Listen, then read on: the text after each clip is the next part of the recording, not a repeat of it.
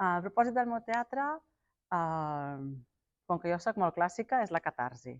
Però m'agrada molt que m'ho preguntis estant a la Fundació Joan Brossa, perquè precisament Joan Brossa va ser un artista que va fer servir molt les paraules, inclús les paraules com a objecte artístic. I jo tinc la sensació que a vegades a la dramatúrgia ens raonem molt i fem servir moltes paraules i al final el que diem acaba perdent, cada paraula que fem servir acaba perdent el seu valor.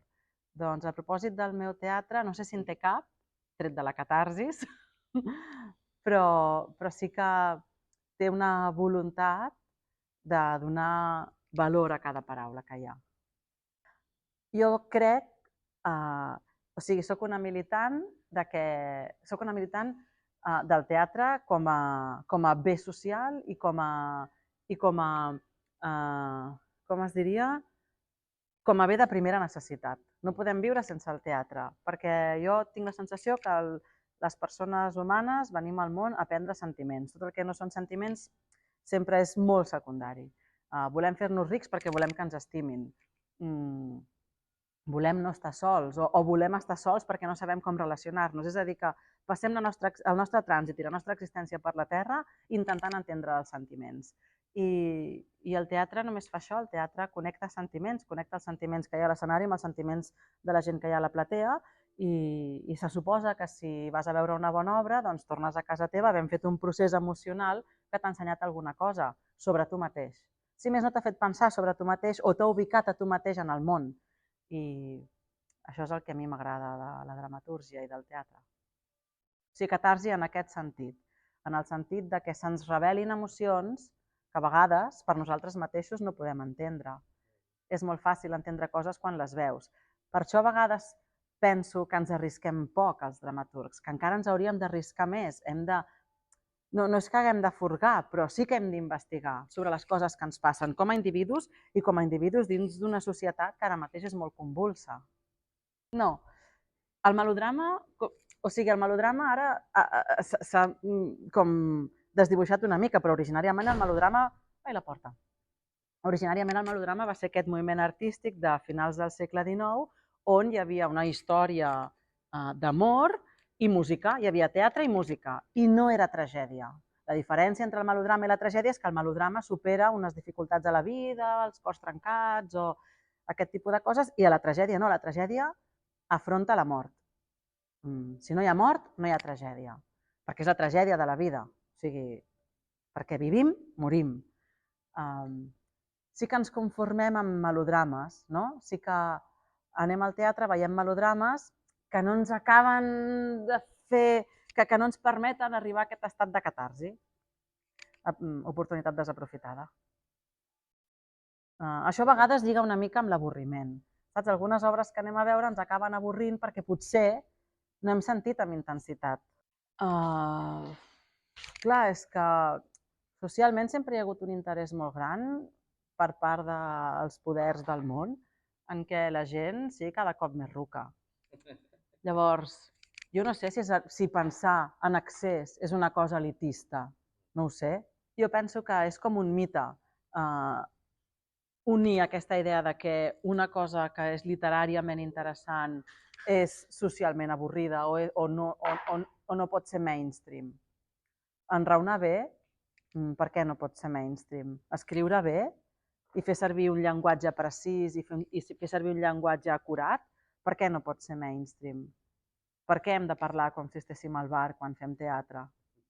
Si el teatre és una cosa molt artificial, per què no podem fer servir aquesta artificialitat del teatre també en el llenguatge per crear literatura? A mi això m'interessa perquè em sembla que és un món on investigar i perquè les llengües són vives i s'han de mantenir riques. Jo penso que, no sé, que el català precisament, jo escric en català, algun cop també en castellà, però sobretot en català, ostres, és una llengua que els seus autors l'han estimada molt. Tenim obres d'un nivell literari extraordinari i jo penso que les hem de preservar i n'hem de seguir creant. Crec que existeix en mi perquè molta gent, inclòs tu, ho dieu. O sigui que deu ser veritat perquè en sabeu més que jo i segurament sí.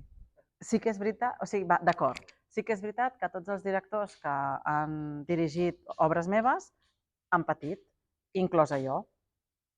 Quan jo escric les meves peces no penso mai en la posada en escena, només penso en la literatura, només penso en la història, i llavors quan l'he de dirigir no sé com fer-ho. I aquest no saber com fer-ho m'obliga a saltar el buit i m'obliga a prendre riscos escènics. Aleshores, qualsevol, per exemple, l'Oriol Terrasson, que dirigeix Dona, o la Magda Puyo, que dirigeix Jo Porn, Tu Porno, doncs s'han hagut d'afrontar aquest, no sé, aquest buit que només es pot omplir si fan un procés de creació artístic. O sigui, els meus textos no són realistes, no tenen aquesta facilitat que potser a nivell de crear l'escena pugui tenir un text d'Ibsen, per exemple, on és evident el que pot passar, no? Perquè tot és natural, tot és real. En el meu cas no és així. Llavors, qualsevol director que agafa un text meu ha de fer un procés de creació i ha de crear el seu propi codi perquè els meus textos no el tenen. És un teatre, és un altre teatre, i el teatre postdramàtic a casa nostra va arribant una mica en comptagotes. A les grans sales costa que es programin propostes arriscades, més d'estil del nord d'Europa, per exemple. Ja hi arribarem, no sé, a mi em motiva, a mi el procés de creació i l'art em motiven molt més que la televisió. Clar, tot el cinema que veiem, tot el cinema i totes les sèries que veiem, la majoria, estan en aquest codi realista. Aleshores, clar, tots tenim una influència molt directa i ara més que mai, perquè ara consumim més audiovisual que mai, audiovisual realista, doncs tenim tots aquest codi en el cap de les coses com han de ser. Inclús quan hi ha una pel·li o una sèrie que passa a l'espai exterior i hi ha marcians, aquests marcians i aquests astronautes es comporten d'una manera realista. Però les arts escèniques, jo mai dic teatre, sempre dic arts escèniques perquè em sembla que és interessant mantenir viu aquesta voluntat d'investigar en el procés de creació i crear peces d'art que no són una rèplica d'un corrent que ja existeix. Al marge de... Ara hem parlat molt de la forma del teatre, de la literatura, de la voluntat artística del teatre, però llavors hi ha una altra branca o un altre pilar que per mi és fonamental, que és que el teatre és un reflex, és el mirall del que ens està passant ara i aquí. És a dir, que quan el teatre és pobre, el teatre d'una nació és pobre, vol dir que l'autoestima d'aquesta nació a nivell artístic també és pobra. Ara mateix Catalunya està patint un procés de misèria. Cada cop som més miserables, tot és molt car, no hi ha diners per cultura i sembla que fer qualsevol cosa relacionada amb la cultura és tirar els diners perquè tenim la sensació que tenim tantes mancances en tot, l'educació té tantes mancances, la sanitat té tantes mancances, com ens atrevim a tirar euros per aixecar una producció artística. Doncs aquesta producció artística és el llegat que deixem a la història de qui som ara i aquí.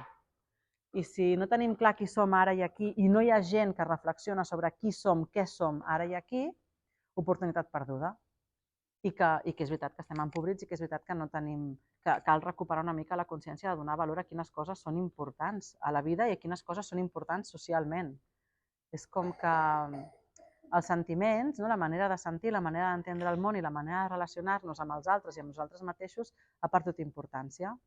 En pos de l'estabilitat, en pos de la supervivència, en pos de poder guanyar diners, en pos de generar una imatge immediata sobre mi que potser no és la realitat. I jo crec que el teatre és un aliat per retornar a l'essència del que significa estar viu. Que estar viu vol dir sentir coses. Vivim en una societat masclista, això és així, les quotes així ho indiquen i el 99%, posem 97% de les sales de teatre de Barcelona estan dirigides artísticament per homes.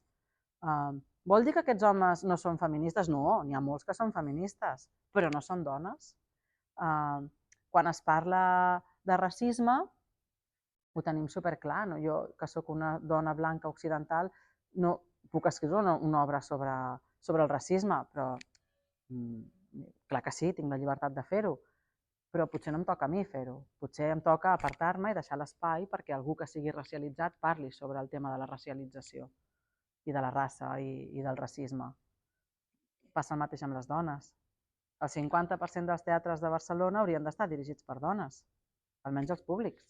És que jo ho trobo tan de calaix que me'n faig creure que la gent no ho percebi així. És a dir, les programacions del teatre, el 50%, com a mínim, el 50% de les obres haurien de tenir una directora i el 50% de les obres haurien de tenir una dramaturga i el 50% de les obres haurien de tenir una protagonista. Però vaja, que per mi això és com bàsic i de calaix. Estem al P3 de la igualtat entre els homes i les dones. Clar, artísticament, la manera de percebre el món que té una persona que, per exemple, ha tingut por que la violin, no és el mateix que la manera de percebre el món d'una persona que ha tornat cada dia a casa seva a les 5 del matí, tranquil·lament, i borratxo. Clar, no és el mateix. Jo, quan he tornat a casa meva a les 5 del matí borratxa, he pensat que em podien passar coses que segurament un senyor no les ha pensades. Doncs la meva configuració del cervell i la meva manera d'entendre el món és molt diferent que la dels senyors, perquè el món és més fàcil pels senyors que per les senyores. I en això estem, en mirar d'anar-ho canviant mica en mica. Clar, penso molt en aquestes, les guerrilla girls, no? Les guerrilla girls, les noies que es vestien de micos perquè deien que no hi havia mai dones i negres a les sales, a les galeries d'art, si no és perquè eren models. Bé, doncs és que això ens passa una mica. O sigui, les senyores, en el teatre postdramàtic inclús, no només en el realista, ens han fet de miralls personatges que han estat escrits per homes, molts molt acertats.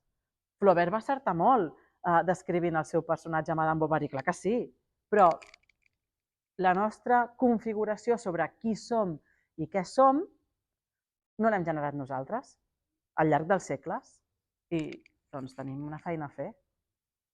Ostres, no ho sé. És una pregunta superdifícil.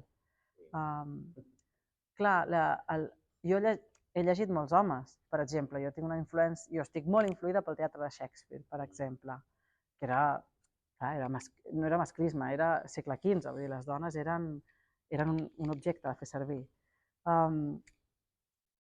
Jo crec que la cosa no és tant si jo tinc uns referents femenins interessants, que sí, que n'hi ha, com que qualsevol referent, pel sol fet de passar a través d'una creadora que és dona, ja agafa la seva forma, agafa el seu espai.